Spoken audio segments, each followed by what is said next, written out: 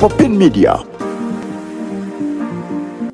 Yenjogera nandibadde sibyatula naye mbyatula lwa bulumi n'olwekyo mikwano gyammwe nze omukyala nzize njagala kubaweereza mu ngeri ya kikyala fe abakyala tuswala engalo zaffe nnyimpi ku luli babba mukyala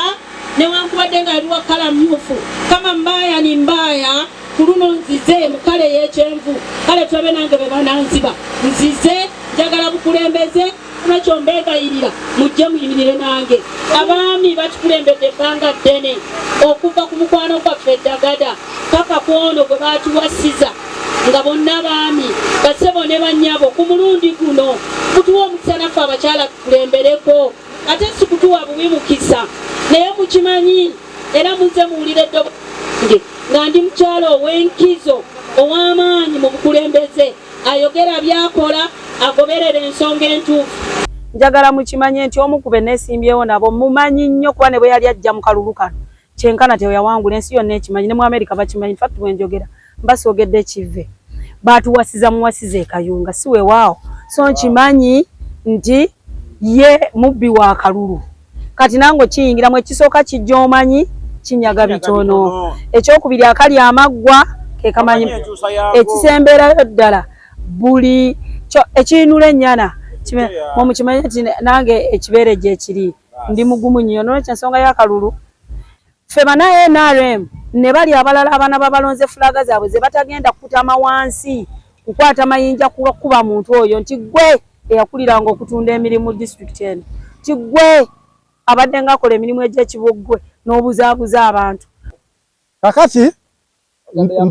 mpulidde agamba nti Muwonge amumanyi mu kubba akalulu obwo butiitiizi principles z'okugenda mu kalulu 1 olina okuba n'obusobozi obunoonya akalulu kyendowooza nti nkikoze kuba ne benjogera mbiina 2 olina okuba nga olina obusobozi bw'okakuuma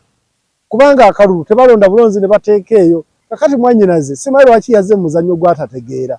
asigale ku bwakansala ndaba nabo bulungi awo badde aweereza bulungi abakozi n'ebyo by'okujja ng'ozze mu muzannyo gw'abasajja abakulu aye n'otandika okupiipiira otandise okupiipiira guma tugende mu leesi bannakayunga balondewo omukozi n'omwogezi nze mumanyi ayogera